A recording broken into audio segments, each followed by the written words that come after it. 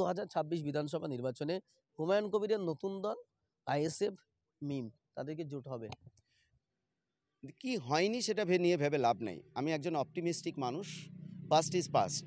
আমি আবারও বলবো, দেখুন হুমায়ুন কবিরকে মানে ইউ ক্যান ইগনোর হি, মানে বল না, আপনি তাকে অস্বীকার করতে পারবেন না, ঠিক আছে না? হুমায়ুন কবির সাহেবের আমি রাজনীতি ফলো করি 2012 সাল থেকে। হি ওয়াজ ম্যাসিভলি পপুলার।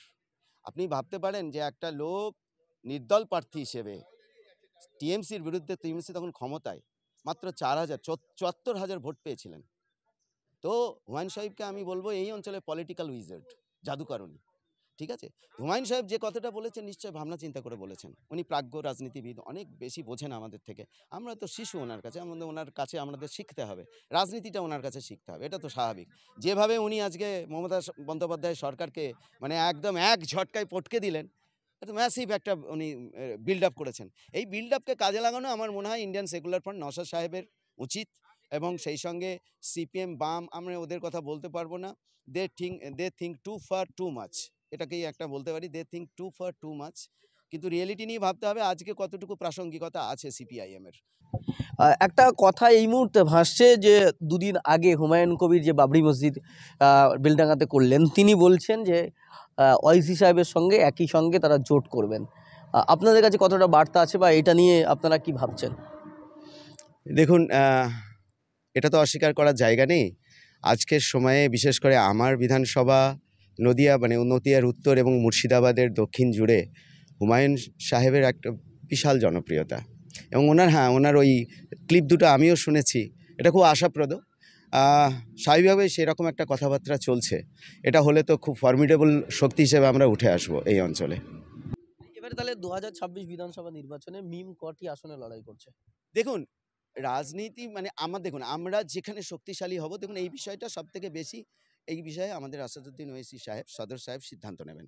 স্বাভাবিকভাবে তিনি পশ্চিমবঙ্গের টিমের সাথে বসবেন, একটা ফিডব্যাক নেবেন, কোথায় কি সংগঠন। কারণ আপনি একটা জিনিস জানবেন যে এই মুহূর্তে ভারতবর্ষের সব থেকে মানে বলবো উইজার্ড যাকে বলে, পলিটিশিয়ান উইজার্ড, জাদুকর, রাজনীতির জাদুকর হচ্ছে আসাদুদ্দিন ওয়েসি।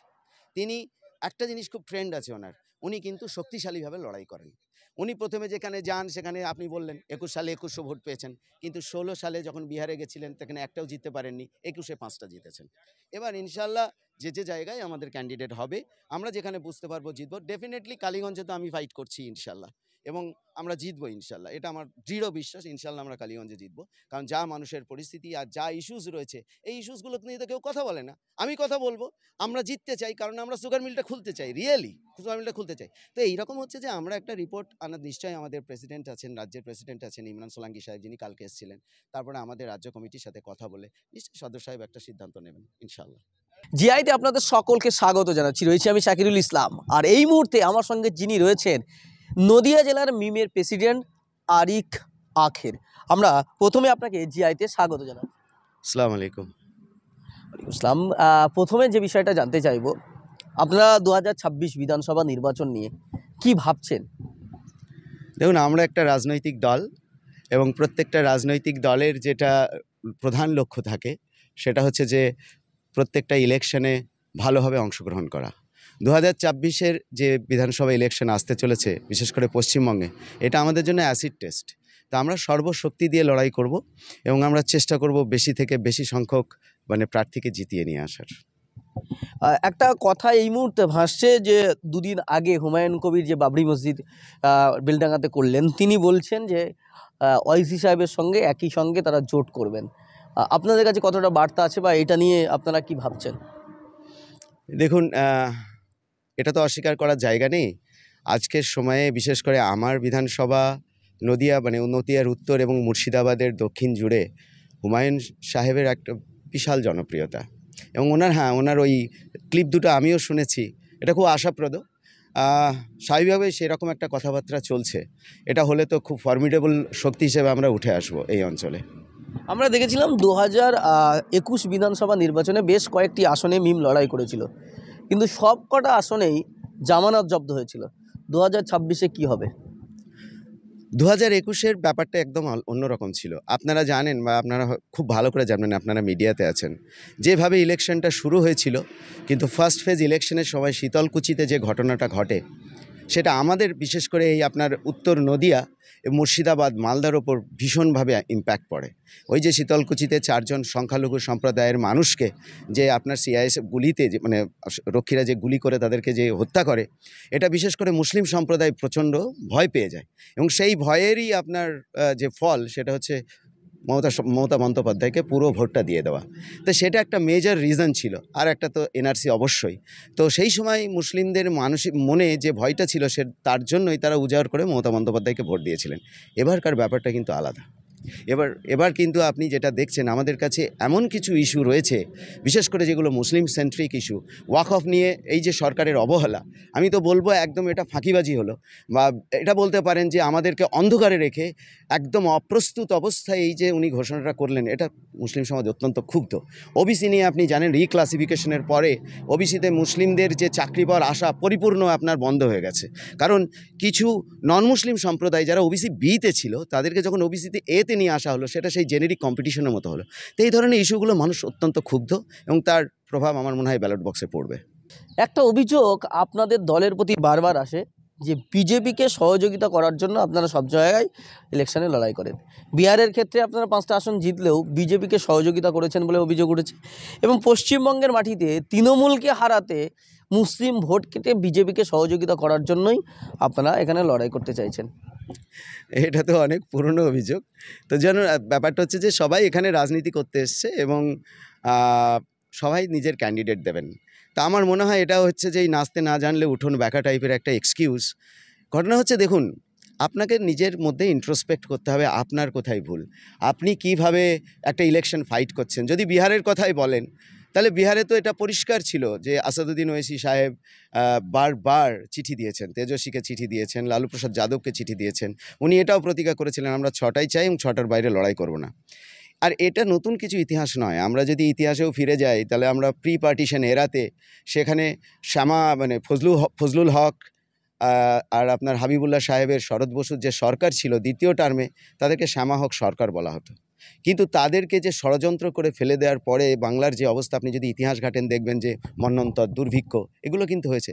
দেখুন, ব্যাপারটা হচ্ছে বিজেপি বা টিএমসি নয়, ব্যাপারটা হচ্ছে যে আমরা যদি এইভাবে দেখি যে বিজেপি রাম মন্দির করছে আর টিএমসিও রাম মন্দির মানে মন্দির করছে, জগন্নাথ দেবের মন্দির বলুন, দুর্গা অঙ্গন বলুন। এখানে আপনি যদি দেখেন যে মানুষের যে মানে ইস্যুগুলো, গঙ্গা পদ্মা ভাঙন বলুন, তারপরে আপনার ওবিসি বলুন, তারপর ওদিকে আপনার যে বন্যা বলুন, এই সমস্ত ইস্যুগুলো, যেমন আমাদের কালীগঞ্জের বিশেষ করে সুগার মিলটা প্রায় এই সরকার আসার পরপরই বন্ধ হয়েছে। ওদিকে আপনার আমাদের ওই জোরানপুর স্বাস্থ্যকেন্দ্র, এরকম প্রচুর ছোট ছোট ইস্যু আছে। এই ইস্যুগুলো যদি সরকার অ্যাড্রেস করে না, যদি ওবিসির রিক্লাসিফিকেশন ভালো করে হতো, যদি সরকার, দেখুন, আমি একটা কথা সেদিন ওকে বলছিলাম যে মমতা বন্দ্যোপাধ্যায়ের সামনে দুটো রাস্তা ছিল, একটা হচ্ছে সাফল্যের রাস্তা, একটা হচ্ছে ব্যর্থতার রাস্তা। এই একটা ইংলিশ মুভি আছে, রোড টু পার্টিশন, ধ্বংসের রাস্তা। উনি ধ্বংসের রাস্তাটা চয়েস করলেন। তার কারণ উনি যেভাবে মুসলিম জনসমর্থন পেয়েছেন, আমার মনে হয় না ইতিহাসে বিধানচন্দ্র রায় বলুন, প্রফুল্লচন্দ্র বলুন, বা জ্যোতি বসু বলুন, বা বুদ্ধদেব ভট্টাচার্য বলুন, বা সিদ্ধার্থ শঙ্কর রায় বলুন, কেউ এইভাবে মুসলিম ম্যান্ডেট বিশেষ করে মুর্শিদাবাদে পেয়েছে। উনি 20টা সিট জিতেছিলেন 2021 সালে। তারপরে সাগরদিঘির পর এটা 19টা হয়েছে। এখান থেকে উনি কিন্তু সাফল্যের রাস্তায় যেতে পারতেন। উনি সত্যি সত্যি যে 31% মানুষ, তাদেরকে সঠিক রিপ্রেজেন্টেশন দিতে পারতেন। উনি ওনাদেরকে ওবিসির যে লিস্ট, যে একটি মাত্র চাকরি পাওয়ার আশা, 50 বছর লেগে যাবে, যে ওবিসি ছিল তাতেও যদি মুসলিমরা চাকরি পেত, তাও সমপরিমাণ ওদের পার্সেন্টেজ আসতে 50 বছর লাগতো। এখন তো 0 হয়ে গেছে। তো দেখুন, এইগুলো যদি রিয়েল ইস্যুগুলো অ্যাড্রেস করা হতো, আজ মমতা বন্দ্যোপাধ্যায় অনেক বড় জায়গায়, তাহলে এই এক্সকিউজগুলো দিতে হতো না। আজকে মিমের প্রয়োজন হচ্ছে কেন? কারণ আমাদের ইস্যুগুলো তোলার মতো কোনো রাজনৈতিক দল নেই।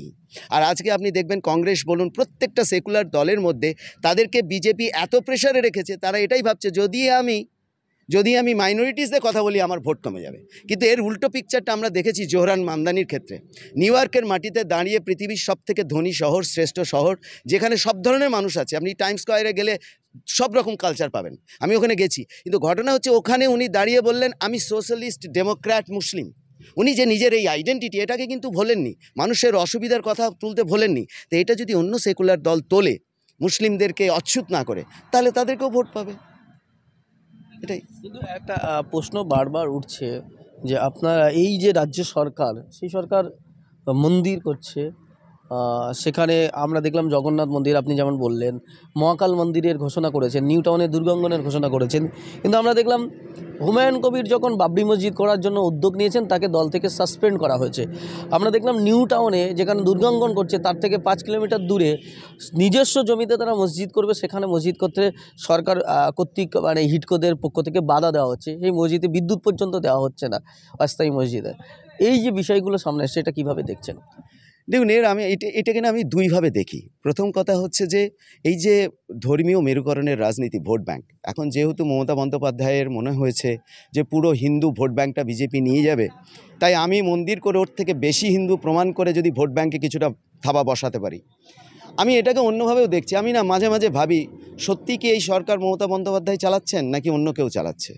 মানে একটা কথা আছে না যে কু হয়েছে, ইন্টারনাল কু হয়নি তো? মমতা বন্দ্যোপাধ্যায় মানে যেইভাবে আপনার ধরুন ওবিসির লিস্টটা যখন আমি দেখি, আমি যখন দেখি 5টা মন্দির হচ্ছে, বিশেষ করে রাজারহাটের মতো জায়গা, আমি একজন সফটওয়্যার আর্কিটেক্ট, একটা নিউ টাউনের ওই রকম একটা জায়গা, এসিজেডের জায়গা, যেখানে একটা ইন্ডাস্ট্রি হবে। আমি ব্যাঙ্গালোরে কাজ করেছি, হায়দ্রাবাদে কাজ করেছি, এই ধরনের জায়গায় যেখানে বিজনেস যে জায়গা মানে জমিতে, সেখানে কখনো মন্দির মসজিদ দেখিনি। এটা আমাদের দুর্ভাগ্য যে যেখানে আইটি ইন্ডাস্ট্রি হওয়ার কথা, যেখানে মাল্টিন্যাশনাল কোম্পানিজ আসার কথা, যেখানে আপনার বড় বড় কোম্পানি, যেখানে আজকে হায়দ্রাবাদে অ্যাপেল সেন্টার খুলেছে, হায়দ্রাবাদে আপনার ফেসবুক সেন্টার খুলেছে, হায়দ্রাবাদে মাইক্রোসফট সেন্টার খুলেছে, আর ব্যাঙ্গালোরের কথা তো ছাড়ুন, পৃথিবীর সমস্ত মাল্টিন্যাশনাল কোম্পানির একটা করে অফিস ব্যাঙ্গালোরে আছে। আর আমাদের নিউ টাউন ওর থেকে অনেক ভালো। আমি দেখেছি, আপনি হায়দ্রাবাদে গেছেন কিনা জানি না, আইটিতে আমি ছিলাম, পাহাড়ে মানে বন্ধুর এরিয়া, ওখানে একটা বিল্ডিং করতেও কষ্ট হয়, রুক্ষ আবহাওয়া। ব্যাঙ্গালোরেও সেই একই রকম আবহাওয়া ভালো, কিন্তু ওখানেও সেই প্ল্যান্ট নয়। আমাদের নিউ টাউন যেভাবে প্ল্যান্ট, এটা ইন্ডাস্ট্রিয়াল হাব, সেখানে দুর্গা অঙ্গন, সেখানে মন্দির, এই জায়গাগুলো করার মাধ্যমে তার মধ্যে আমার মনে হয় না তার মধ্যে কোনো বুদ্ধিমত্তা আছে। ভোটের রাজনীতি আপনাকে কতদূর নিয়ে যাবে আমি জানি না, তবে আমার এটাই দুটো মতামত। একটা, আমার মনে হয় যে এই ভোট ব্যাংকে উনি তো ভাগ বসাতে চাইছেন। 2 নম্বর, আমি কোথাও না কোথাও সন্দেহ করি যে এই সরকার কি সত্যি উনি চালাচ্ছেন।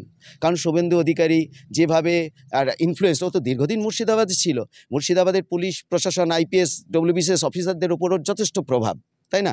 আজকে আপনি লালগোলাতে যেটা দেখলাম, লালগোলাতে একটা মানে শিক্ষিত ইংলিশে MA করা একটা মানুষের বাড়িতে আপনি রাতের অন্ধকারে ঢুকে হিরোইন দিচ্ছেন।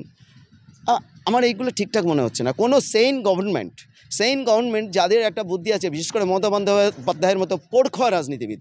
আমি যখন ক্লাস 7-এ পড়তাম, সেই সময় উনি মাথার ব্যান্ডেজ বেঁধে আমাদের দেবগ্রাম হাই স্কুলে এসেছিলেন, তো আমি সেই সময় ওনার হাতে হ্যান্ডশেক করেছি। সেই মানুষটা আজকে সেই রকমভাবে মন্দিরের রাজনীতি, মানে বিশেষ করে মানে আমি মেনে নিতে পারি না একজন আইটি হিসাবে, প্রফেশনাল হিসাবে রাজারহাটে নিউ টাউনের মতো জায়গায় 45 বিঘার ওপর আপনি দুর্গা অঙ্গন করছেন। স্যাড ডে, এটাই বলবো। আরেকটা বিষয় যেটা আসছে, আপনারা বারবার যেটা অভিযোগ করছেন, যে মমতা বন্দ্যোপাধ্যায় মন্দির যে রাজনীতি করছে, সাম্প্রদায়িকের রাজনীতি করছে, কিন্তু সংখ্যালঘুদেরকে বঞ্চিত করছে বারবার, যে এর আগে যেমন বললেন ওবিসি বিষয়গুলো নিয়ে। কিন্তু মমতা বন্দ্যোপাধ্যায়ের সরকার বা তৃণমূলের নেতারা তো বারবার বলছে মুসলমানদের জন্য 100% কাজ করেছে। মানে এটা আপনি দেখুন, মমতা বন্দ্যোপাধ্যায় সরকার বলছেন, কিন্তু আপনি যদি মন্ত্রীদের, যেমন পার্থ চ্যাটার্জি, মানে এত বড় একটা মানে আমি বলবো মানুষের একটা স্বাভাবিক লজ্জা থাকে তো। তো মানে আজকে রাজনীতিবিদদের যে সেই হিউম্যান গ্রাউন্ড লজ্জা, যে জিনিসটা, যেটা পুরোটাই চলে গেছে। মানে মিথ্যে কথা বলাটা এখন একটা যেন নতুন কিছু হয়েছে। দেখুন, আমি একটা কথা বারবার বলতে পারি, এই যে আপনার পারসেপশনের রাজনীতি, এই পারসেপশনের রাজনীতি কিন্তু পৃথিবীতে এখন চলছে না। আমরা পৃথিবীর সবথেকে বড় ডেমোক্রেসি, যে ওয়েস্টার্ন ডেমোক্রেসি থেকে আমরা এসেছি, মানে আমরা শিক্ষা নিচ্ছি, বিশেষ করে নিউ ইয়র্কের মতো জায়গায়, যেখানে জোহরান মামদানি রিয়েল ইস্যু তুলে সে একটা এরকম মানে ওই রকম টাইকুনকে হারাতে পারে, সেখানে এই ধরনের ইস্যু নেওয়ার দরকার নেই, তাই না? আর হুমায়ুন সাহেবের কথা যেটা আমি বলবো, দেখুন এটা খুব প্যাথেটিক। হুমায়ুন সাহেব তার নিজের টাকায় একটা বাবরি মসজিদ করবে, আর বাবরের নামে মসজিদ হবে না কেন? এই যে আমি শুনছি যে বাবর নাকি লুটেরা, বাবরকে ডেকেছিল কে? বাবর হারিয়েছিল ইব্রাহিম লোদিকে, সেই ইতিহাসটা কি নতুন করে RSS-এর কাছে শিখতে হবে?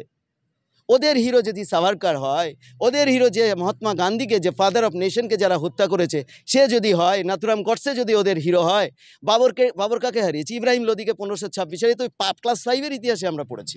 এখনকার বাচ্চাদের ইতিহাসের বই না হয় ওরা পাল্টে দিয়েছে, আমরা তো পড়েছি। আর ইব্রাহিম লোদিকে হারানোর জন্য কে তাকে ডেকেছিল? রানা সাঙ্গা কে? সে তো হিন্দু। রানা সাঙ্গা তখনকার দিনের সব থেকে বড় রাজপুত রাজা, তিনি ডেকেছিলেন ওনাকে ইব্রাহিম লোদিকে হারানোর জন্য, কারণ উত্তর ভারতের দিল্লিটা উনি চাইছিলেন। সো এইটা তো হিস্ট্রি, এই ইতিহাসটাকে কনকক্টেড হিস্ট্রি ওরা তুলে ধরছে। বাবর লুটেরা, কেন বাবর লুটেরা হবে? বাবর বা মুঘল না আসলে ভারতবর্ষের এই চিত্র আমরা দেখতে পেতাম না। তারা একটা সৌহার্দ্যে, দেখুন একটা কথা মাথায় রাখতে হবে, ইতিহাস থেকে যদি আপনারা দেখেন, বাবর হচ্ছে মুঘলদের ফ্যামিলি। এবার মুঘল থেকে যারা মুঘল, বিশেষ করে তার্কিকরা কিন্তু রিলিজিয়াসলি ভীষণভাবে ওরা কম্প্যাশনেট। আপনি ইস্তাম্বুলে যান, তার্কিতে যান, ওদের যে কোনো জায়গায়, বুখারা, তারপরে আপনার যতগুলো ওদের মিডল ইস্টার শহর আছে, ইরানে আপনার যে শহরগুলো, ইস্পাহান, সব জায়গায় কিন্তু সর্বধর্মের যে সমন্বয় আপনি দেখবেন। আপনি যদি পড়ে যান অটোমান এম্পায়ারে, দ্য সুলাইমান দ্য ম্যাগনিফিসেন্ট, ওর সময় Istanbul was a city of, মানে সব থেকে বেশি কসমোপলিটন, সব থেকে বড় কসমোপলিটন সিটি ছিল। এবং ওখানকার বিজনেসে জিউসরা সব থেকে বেশি ওরা ওখানে প্রফিট করেছে। এটা ওদের ট্র্যাডিশন। আর সেই জন্যই ওরা কিন্তু এই ভারতবর্ষে এসে হিন্দু মুসলিম সবাইকে নিয়ে চলেছে। আপনি যদি হিস্ট্রি দেখেন, আসল ইতিহাস, আওরঙ্গজেবের মন্ত্রী সবাই 33%, প্রবাবলি 30% হিন্দু রাজপুত ঘরানার নোবেল। ওরা কিন্তু এইরকম নয় যে সাধারণ মানুষকে মন্ত্রিত্ব দিত, ওরা দেখতো কোন লেকটা মন্ত্রিত্ব করে তাদের সুবিধা হয়েছে, সেই জন্য ওরা রাজপুত ঘরানা থেকে নিত। আর সেই সেম ট্র্যাডিশন আকবরেরও ছিল। তা আমার কথা হচ্ছে, এগুলো যে ভুলভাল ইতিহাস এনারা বলছেন। বাবরের নামে কেন? বাবরের নামে 1000টা মসজিদ করা যায়। সুতরাং সুপ্রিম কোর্টও তো বলেছিল যে রাম মন্দির এখানে হবে, আর আপনাকে 5 বিঘে জায়গা দেবো, সেখানে আপনি বাবরি মসজিদ করবেন। তাহলে বাবরের নামে মসজিদ করা যদি ভুল হতো, তাহলে তো সুপ্রিম কোর্ট বলতো না যে ওখানে বাবরি মসজিদ করুন। তো এগুলো হচ্ছে যে আমাদের বিক্ষিপ্ত, মানুষের এখন মেমোরি স্প্যান শর্ট। আজকে যেটা শুনছি 10 দিন পরে সেটা ভুলে যায়। মানে এই যে বাবরকে লুটেরা বলছে আরএসএস, এটা যে কত বড় মিথ্যে ইতিহাস, সব থেকে বড় মিথ্যে ইতিহাস, তাই না? বাবুল তো একটা কনস্ট্রাকটিভ কিং ছিল, সে 5 বছর মতো শাসন করেছে। আর ওই সময়টা জুড়ে আপনি যদি ইতিহাসটা দেখেন, পুরনো ভালো ইতিহাস যেগুলো পড়লে বোঝা যায়, সে কখনোই লুটেরা ছিল না। এই দেশটাকে সে ভালোবেসে এসেছিল। ওদের তো একটা আপনার ওই যে শের আছে, মানে ওই যে পার্সি একটা কবিতা আছে, যে এটা বলবে যে যদি পৃথিবীতে কোথাও স্বর্গ থাকে, হামিদাস্ত হামিদাস্ত হামিদাস্ত। মানে পৃথিবীতে ওই এসে বলেছিল, পৃথিবীতে যদি কোথাও স্বর্গ থাকে, এটা এই দেশ, এই দেশ, এই দেশ। ওরা তো ব্রিটিশদের মতো চুরিচামারি করে নিয়ে যায়নি সব কিছু। তো এটাই হচ্ছে আমার এইটাই মানে আমার মনে হয়। তার মানে 2026-এ আপনারাও ধর্ম নিয়ে রাজনীতি করবেন? না, না, অবশ্যই না। ধর্ম নিয়ে রাজনীতি নয় তো, এটা মানুষের অধিকার নিয়ে রাজনীতি। দেখুন, আমাদের প্রেসিডেন্ট আসাদুদ্দিন ওয়েসি তিনি বলেন, আপনারা ভোটার নয়, আপনারা নাগরিক হন।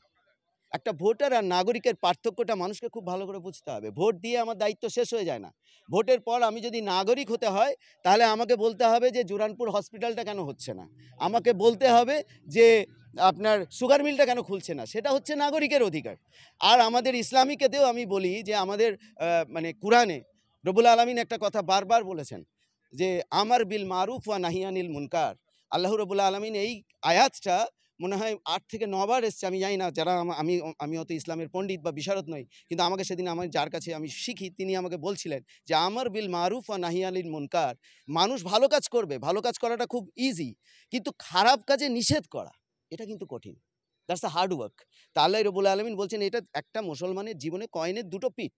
একটা হচ্ছে আপনি ভালো কাজ করবেন, এবং সেই সঙ্গে মানুষকে বাজে কাজে নিষেধ করবেন। তো আমার কথা হচ্ছে যে আমরা মানুষকে ভালো কাজ করতে বলছি এবং খারাপ কাজে নিষেধ করছি। তার মধ্যে ধর্ম কোথায় থেকে আসছে? আপনার আমার কথা শুনে কোথাও মনে হলো যে আমি ধর্মের কথা বলছি? আমি বলছি জোরানপুরের হসপিটালটা 35 বছর ধরে খুলতে হবে। 15 কিলোমিটার দূরে যে কাছাকাছি হসপিটাল, ওখানে রাসেল ভাইপার বা চন্দ্রপোড়ার উপদ্রব, রাসেল ভাইপার কামড়ালে 8 ঘন্টার মধ্যে তাকে অ্যান্টিভেনম দিতে হয়। এটা ধর্মের কথা নয় তো? সুগার মিলটা খুলতে হবে। সুগার মিলটা আপনার 2011 লাস্ট সালে চলেছে। বাংলাদেশে আমরা 12 লাখ টন সুগার এক্সপোর্ট করি। আর ওই সুগার মিলটা দিনে 1800 টন আপনার সুগার ক্রাশিং ক্যাপাবিলিটি আছে। বাংলাদেশে সুগার এক্সপোর্ট হয় বলরামপুর, উত্তরপ্রদেশে বলরামপুর সুগার মিল থেকে। কেন সেটা রামনগর সুগার মিল থেকে হবে না? তাহলে তো আমাদের এই অঞ্চলের যে পরিযায়ী শ্রমিকদের যে সমস্যা, সেটা তো মিটে যাবে। এখানকার মানুষ তো ব্যবসা করতে পারবে, তারা এক্সপোর্ট ইম্পোর্টের লাইসেন্স করবে, তারা বাংলাদেশে সুগার পাঠালে আজ প্রত্যেকটা কেজিতে 70 টাকা লাভ। এটা তো জাতির কথা নয়, এটা মানুষের অধিকারের কথা।